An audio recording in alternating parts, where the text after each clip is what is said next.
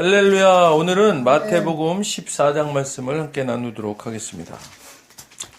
이 마태복음 14장 말씀은 1절에 그때에 분봉왕 헤롯이 예수의 소문을 듣고 이렇게 시작합니다. 여기서 그때라는 것은 이 헤롯이 세례 요한을 목을 베고 난 그때를 말하는 거예요. 그 이후에 이제 예수님이 이제 선지자로 활동을 하시는 거예요. 그 전까지는 예수님은 이제 세례 요한 시대에는 예수님은 세례 요한에게 그 세례를 받았던 것처럼 그렇게 일하셨어요. 그러다가 이제 세례 요한 죽고 나서는 이제 본격적으로 예수님이 일하시면서 그러면서 또 예수님은 이제 그런 그 예수님의 사역을 하시면서 그런 전성기를 거쳐서 이제 이 14절부터는 사실은 14장부터는 순환기에 접어드시는 거예요. 순환기. 그러니까 순환을 당하신다. 그죠? 결국은 이제 십자가에 달리시기까지 그 말씀을 이제 14장이 시작하고 있습니다. 그러니까 이 지금 그럼 이 세례 요한이 어떻게 해서 죽게 됐느냐? 여기 보면은 이제 그 세례 요한이 광야에 외치는 자의 소리라 그랬잖아요. 그러니까 이 지금 헤롯 왕이 이게 잘못된 일을 하고 있는 거예요. 헤롯이. 그러니까 이 잘못된 것에 대해서 이제 이 세례 요한이 이야기하는 거예요. 잘못된 것을. 근데 그 잘못된 것을 이야기하는 것 중에 하나가 뭐냐면 그 지금 헤롯 왕의 지금 그 왕비가 지금 헤로디아라는 왕비인데 이 헤로디아가 그러면 원래 왕비였었냐? 아니고 이 헤롯이 원래 전처가 있어요. 아라비아 여자인데 근데 이 헤롯 왕이 이 지금 헤로디아라는 여자, 이 헤로디아는 누구냐 하면은 그 자기의 그러니까 헤롯의 이복 동생 헤롯 안디바라는 그 이제 헤롯 빌리빌세라는 동생이 있어요. 헤롯 빌리빌세. 근데 그 헤롯 빌리빌세 그 동생의 아내였던 사람이 바로 헤로디아예요. 그러니까 다시 말하면은 이게 지금 이복 동생의 아내를 빼앗은 거지. 그래갖고 결혼한 거예요. 응? 그러니까 간음죄에 해당되죠, 이게? 응? 그러니까 이 헤롯이라는 이름이 이제 많이 나오는데 원래 이 헤롯, 지금 말하는 이 헤롯 왕은 헤롯 대왕의 아들이에요. 그래서 이 사람은 원래 헤롯 안티파스라 그런 사람이에요. 그러니까 그 헤롯 대왕한테는 자식들이 여러 명 있었어요. 그 중에 이제 여기서 말하는 헤롯은 바로 그 헤롯 안디바를 얘기하는 거예요. 이 헤롯 안디바라는 사람이니까 자기 동생, 이복 동생의 그 이복 동생 헤롯 빌리빌세의 아내를 빼앗은 거야.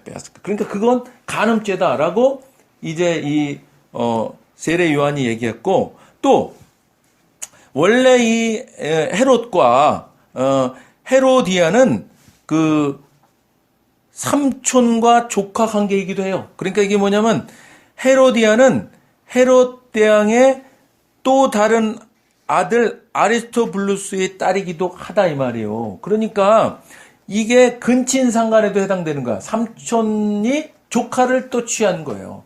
그러니까 간음죄에도 해당되고 남의 아내를 빼앗았으니까. 그런데 거기다가 삼촌과 조카의 관계인데 또 자기 아내를 삼은 거예요. 그러니까 근친상간죄에도 해당되니까 이것이 잘못된 것이다라고 이 세례 요한이 헤롯에게 얘기한 거예요. 그랬더니 제일 분개할 사람이 누구겠어요? 헤로디아잖아요. 헤로디아. 그죠? 그러니까 지금 자기가 그렇게 저 아내로 그 헤롯의 아내로 와 있는 이 헤로디아가 제일 기분이 나쁜 거지. 왜냐면 자기 저 치부를 자꾸 드러내고 그러니까. 그래서 이 헤로디아는 이 헤롯을 어떻게든지 없애려는 궁리를 하고 있었던 거예요. 그러다가 마침 때가 왔어. 무슨 때가 왔냐면 헤롯의 생일 때 헤로디아의 딸, 이게 이제 살로메라고 알려져 있어요. 살로메. 근데 이 헤로디아의 딸이 자기 아빠의 이 생일을 축하하기 위해서 춤을 추는 거예요. 근데 여기 보면은 연석 가운데서 춤을 추어 헤롯을 기쁘게 했다 그랬어요. 이게 뭐냐면 사람들 사이를 돌아다니면서 얘가 춤을 춘 거예요. 그런데 이 당시에 이 지금 헤로디아의 딸, 이 살로메가 나이가 10대 후반일 것이다. 지금 그렇게 보고 있거든요. 그러면 10대 후반의 성숙한 여자애가 그 신하들 사이를 돌아다니면서 아마 엉덩이 살랑살랑 흔들면서 이런 춤을 췄을 거예요. 이게 음란한 춤을 춘 거예요. 그러니까 이 당시에 사실 이렇게 이 유대인 사이에서는 이렇게 그 연석 사이, 그러니까 그 관중들 사이를 돌아다니면서 춤추는 일은 금하고 있었어요. 율법에서. 그런데 지금 이 헤롯은 지 딸이 그런 춤을 추는 거를 보고 기뻐했다 이 말이에요. 그러니까 그것 자체가 이미 이 지금 헤롯이 다스리는 이 사회 자체는 엄청나게 음란한 상태였다라는 걸 말했어요. 자기 자신도 그죠? 간음죄를 행하고 근친상간죄를 행하고 그런 것처럼 딸이 그렇게 하는데 그걸 보고 희희낙낙하고 좋아했던 그런 시대였어요. 그런데 너무 기분이 좋으니까 아마 이때 이 살로메라는 이 딸이 아마 상당히 미인이었던 것 같아요. 그러니까 이 미인이 돌아다니면서 살랑살랑하면서 막 춤을 추는 거야. 돌아다니니까 아마 다들 이제 술도 먹었겠다 뭐 그렇겠죠. 그러니까 아마 그냥 분위기가 그냥 축축해진 그냥 음란한 상태였겠지. 그런데 헤롯은 하여튼 기분이 좋았어요. 그래서 뭐라고 말하냐면 맹세로 그에게 무엇이든지 달라는 대로 주겠다고 약속하였다. 그러니까 너 달라는 대로 내가 줄게. 그런 거예요. 근데 이미 이 헤로디아는 그 딸에게 이미 얘기를 해놨어. 뭐냐면 너가 그렇게 춤을 추고 그러면 이제 너희 아버지가 기분이 좋아서 뭐 무슨 소원이 뭐냐 이렇게 물어볼 땐 반드시 너는 세례 요한의 목을 달라고 하라. 그런 거예요. 이게 지금 생일잔치면 기쁜 날이잖아요. 그런데 이 기쁜 날 살인을 하겠다는 생각을 한 거예요. 헤로디아가. 그러니까 얼마나 이 헤로디아라는 여자가 이게 극악무도한 여자냐 이거예요. 그것도 그냥 세례 요한을 그냥 사형시켜 주세요 이런 광고만 한 게 아니라 그의 머리를 잘라서 소반에 담아서 나한테 보여달라 이렇게까지 한 거야. 그러니까 확실하게 죽이되겠다 이거지. 그래갖고 이 지금 딸이 지금 그런 소원을 얘기하는 거예요. 요한의 목을 베어서 저에게 소반에 얹어 갖다 주세요. 이런 거예요. 그랬더니 왕이 이 헤롯이 그래도 양심이 있잖아요. 헤롯이 그러니까 약간 근심을 했어요. 약간 근심을 했는데 그렇지만 맹세한 것 그 신하들 사이에서 어길 수가 없고 그러니까 이제 사람을 보내어 옥에서 요한의 목을 베어서 그 머리를 소반에 얹어서 소녀에게 주었다 그랬어요. 그러니까 이게 사실은 이 춤을 그래서 신학자들은 어떻게 보냐면 이게 기뻐서 춘 춤이 아니라 사실은 이게 그런 피해 광란 같은, 그러니까 사형을 집행할 때 막 춤 같은 거 추는 것 같은 그런 춤이었다라는 거예요. 그러니까 지금 이게 엄청나게 지금 악한 일을 행하고 있는 거예요. 그런데 이 세례 요한을 옥에 가뒀던 이유는 이 헤롯이 자꾸 사실은 자기의 잘못된 점을 악한 것을 자꾸 얘기하고 이러는 것에 정치적인 사실 입지가 흔들리는 가능성이 있는데, 왜냐면 그 당시에 그 유대인들이 세례 요한을 따랐거든. 세례 요한을 따랐어요. 세례 요한이 왜냐면 이 사람이 진짜 어떤 무슨 자기의 무슨 일신의 영달을 위해서 이야기하는 것이 아니라 정말로 그런 영적 회복을 위해서 또 그리고 다시 오시겠다는 선지자에 대한 이야기라고 하면서 지금 이 유대인들의 지금 제대로 된 곳을 가야 된다라고 주장하는 사람이 있기 때문에 정치적으로 봐서는 헤롯에게는 상당히 정치적인 부담을 주는 사람이었던 거예요. 그러니까 옥에 가둔 거예요. 우리가 이걸 보면서 무슨 연상되는 게 있어요, 지금 그죠? 이 시대가요 너무나 기가 막히게 지금 비슷해. 그런데 그렇게 해서 어쨌든 세례 요한은 이제 죽였습니다. 거뒀어.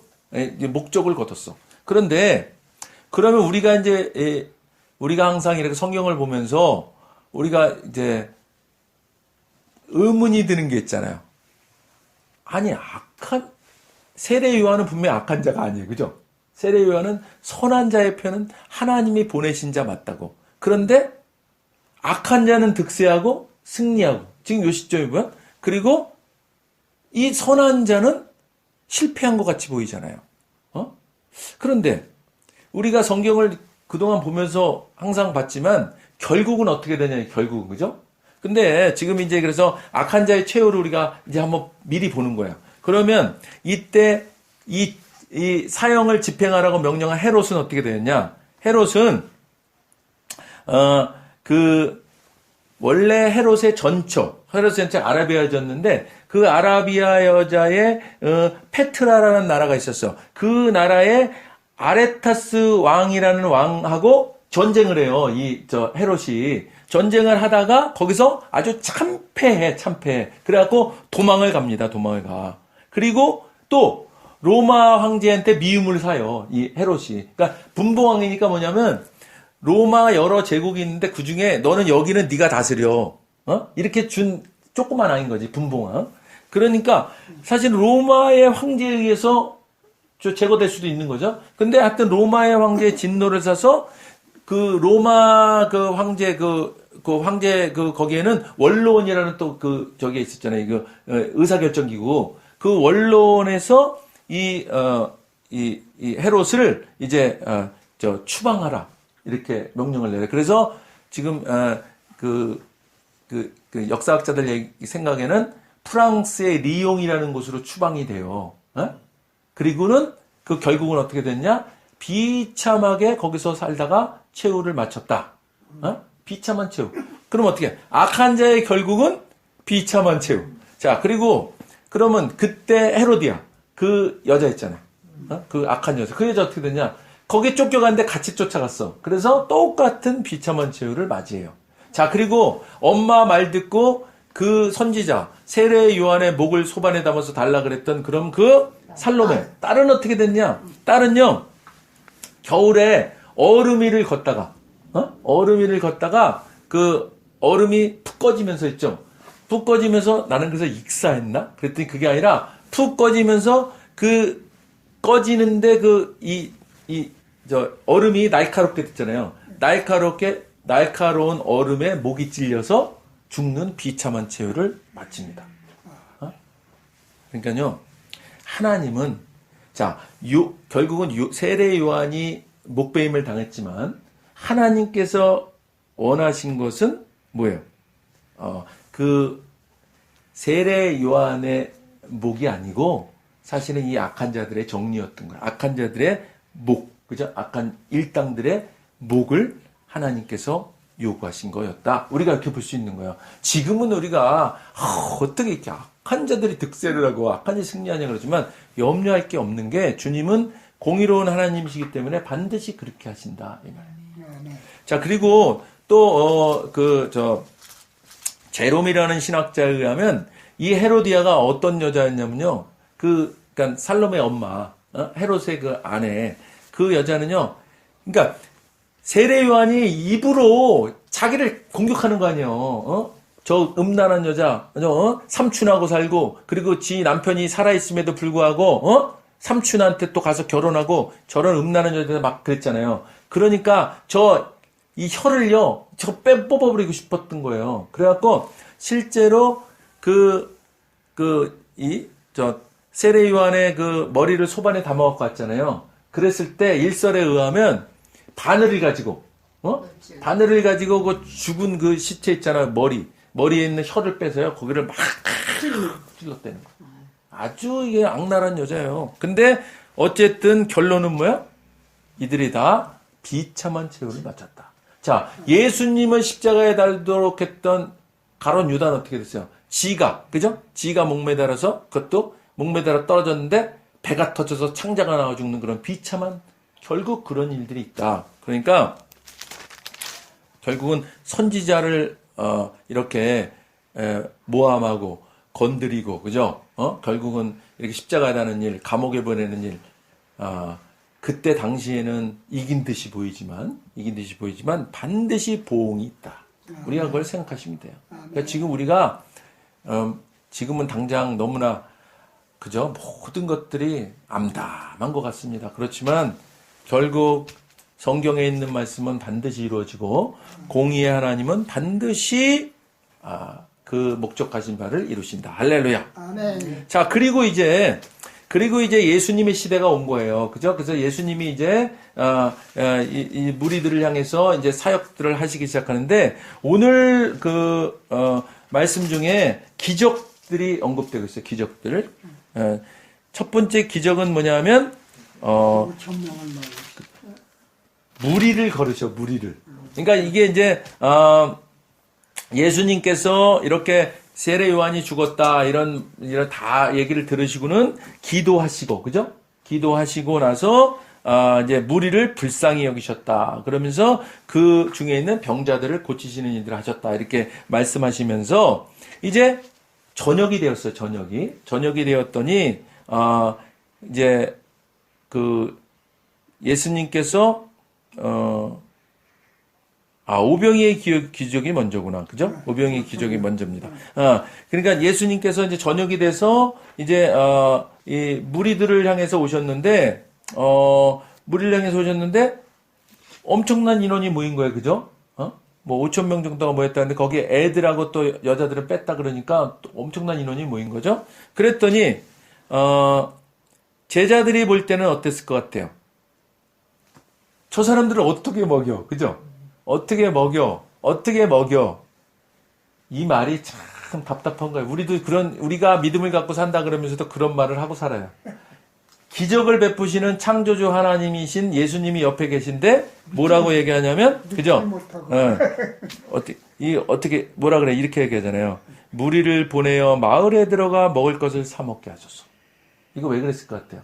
아니, 자기들이, 예수님, 우리가 먹을 것을 어떻게 사올까요? 이것도 아니고, 제일 굳센 믿음은 예수님께서 이들을 먹을 것을 주십시오. 이러면 되잖아요. 그냥 기적을 베푸시는 분이니까. 근데 그런 믿음이 안 되더라도, 그러면 저들을 향해서 우리가 그러면, 하여튼 되는 대로, 어쨌든, 그때 가론 유다가 그때 헌금함을 관리할 때니까 자기들이 거둔 헌금이 있거든요. 그렇다 그러면 그걸 가지고 거기 범인에서 좀 사올까요? 뭐 이랬을 텐데 그것도 아니고 너무 많은 인원이 있으니까 계산이 안 나와. 그러니까 잔머리 굴린 거예요, 잔머리. 그래갖고 가서 먹고 오라 그래요. 그러니까 일단은요, 가서 먹고 다시 오라 그래요. 이런 식의 얘기를 한 거예요. 그랬더니 예수님께서 뭐라 그러냐면 갈 것 없다. 너희가 먹을 것을 주라. 아니, 자기들은 먹을 것을 줄 수가 없어서 가서 먹고 계세요. 방법을 제시한 거예요, 예수님께. 근데 예수님은 갈 것 없다. 너희가 먹을 것을 주라 그래요. 그랬더니 또 이렇게 말했으면 좀 깨달아야 되잖아요. 그죠? 그런데 또 얘기해, 또. 제자들이 이르되 여기 우리에게 있는 것은 떡 5개와 물고기 2마리 뿐입니다. 도대체 정신이 있어요? 이거지 뭐. 예를 들어서 지금 목사님들이 무슨 이제 성도님들하고 얘기할 때 뭔가 되지도 않는, 그러니까 계산상으로 안 나오는 이야기를 했어. 그죠? 그랬는데 대부분 아는 분들이 그러잖아. 세상 물정 진짜 모르네, 목사님. 그죠? 특히 세상에 어떤 일을 아무것도 안 해본 목사님들 있잖아요. 그죠? 그러면 대부분 그거 뭐 좋은 소재지. 그죠? 돈도 안 물어보고 세상 하나도 몰라 저분은 이렇게 말할 수 있어요. 근데 그렇게 말할 수 있는 건 아니다, 영적인 것은. 오늘 보니까 예수님께서 이제 제자들이 얘기하는 것은 떡 5개와 물고기 2마리 뿐이다. 그죠? 오병이요. 그죠? 물고기 2마리야 떡 5개만 있어요. 달랑 이것뿐이에요. 그랬어요. 그랬더니 그것을 내게로 가져오라. 그것을 내게로 가져오라. 이렇게 말씀하셔. 그리고는 그걸 가지고 어떻게 해요? 거기서 그냥 나눠주기 시작하는 거예요. 근데 이게 뭐야? 떡 5개와 물고기 2마리가 있는데 그것을 그냥 나눠주는데 이게 지금 수천 명이 모여있는데 나눠주는데 이게 계속 나눠주는 거야. 그게 뭐야? 그러면 지금 도시락이 계속 샘솟듯이 나오는 게 그죠? 5명 준다고 하나씩 줬어. 그럼 끝나야 되는데 계속 뿅 하고 나오는 거예요. 이게 엄청난 기적이죠. 이게 오병이어의 기적이죠. 이런 기적이 마르지 않는 샘같이 계속 나와서 다 무리들이 배불리 먹고 남은 조각을 12바구니에 차게 거두었다. 그죠?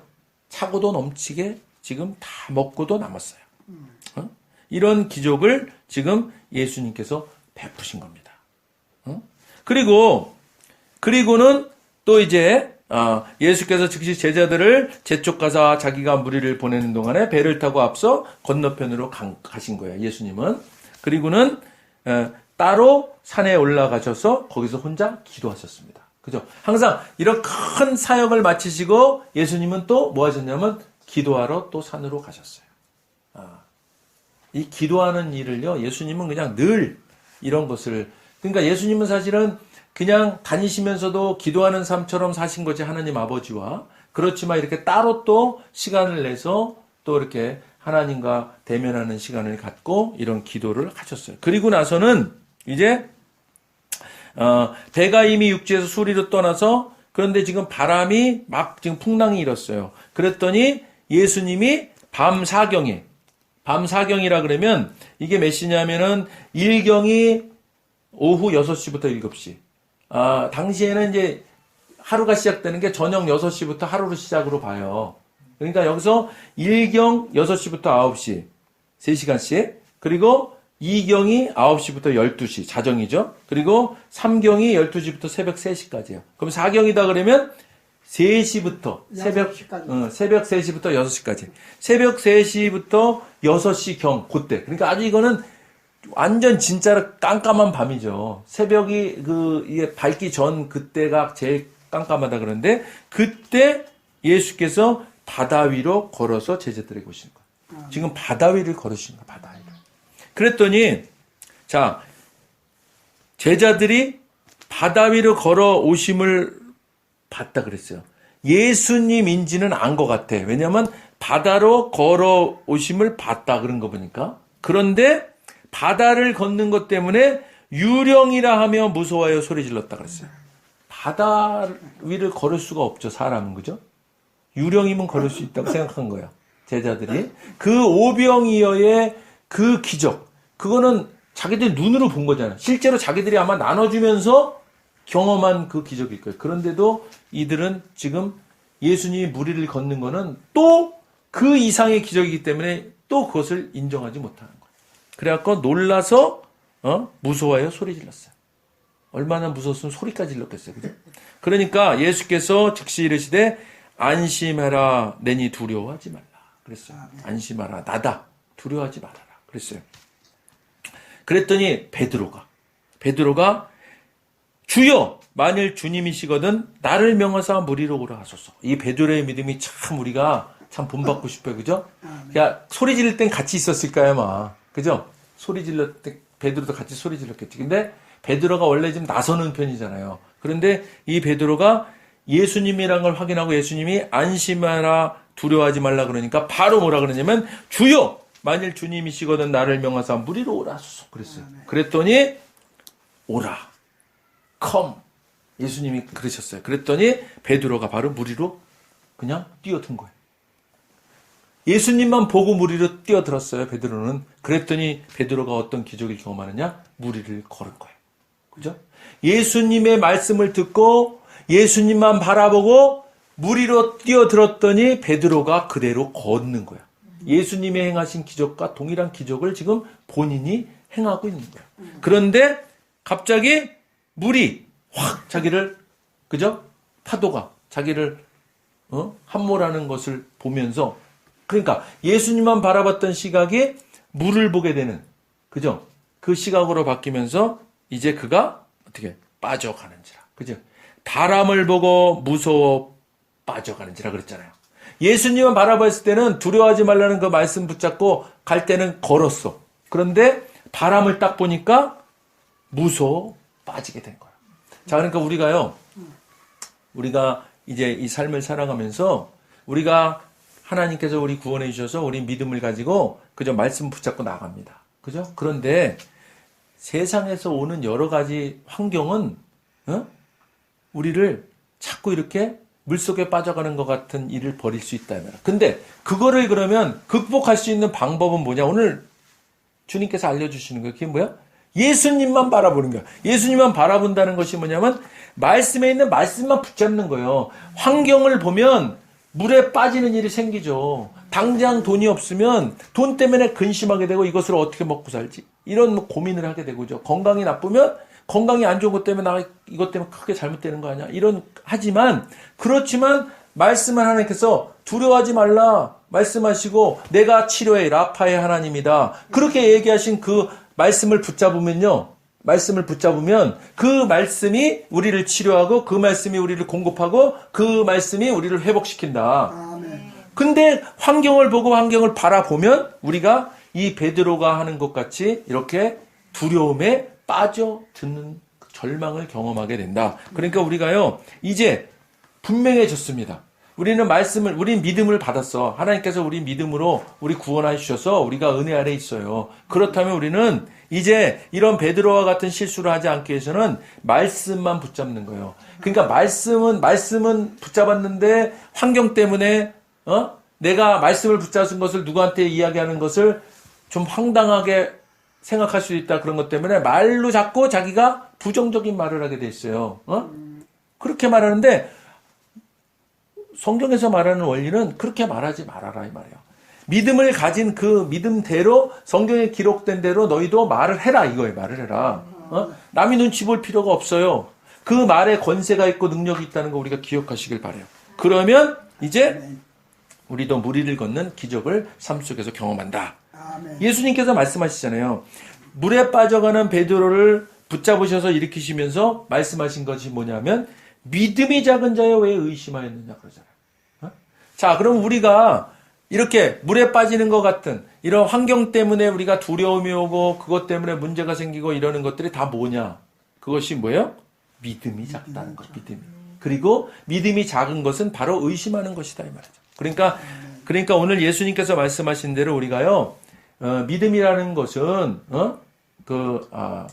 우리가 바라는 것의 실상이라 그랬어요. 그 실상이라는 것은 뭐냐면 그냥 그것이 믿었다 그러면 우리 삶에 그대로 적용이 된다라고 믿는 것이 믿음이라는 것이에요. 그렇다면 성경 속에 그렇게 말했으면 그것을 그냥 붙잡고 우리 삶에서 그렇게 된다 그냥 그렇게 담대하게 나가는 거예요. 그러면 그런 일들이 실제로 우리 삶에 일어난다. 그것이 성경이 말하는 원리입니다. 오늘 그런 믿음을 가지시고 승리하는 우리가 되기를 소망합니다. 아멘. 자, 이제 그러면서 예수님께서 배에 오르시니까 그 광풍 같은 풍랑이 다 멈춰버린다.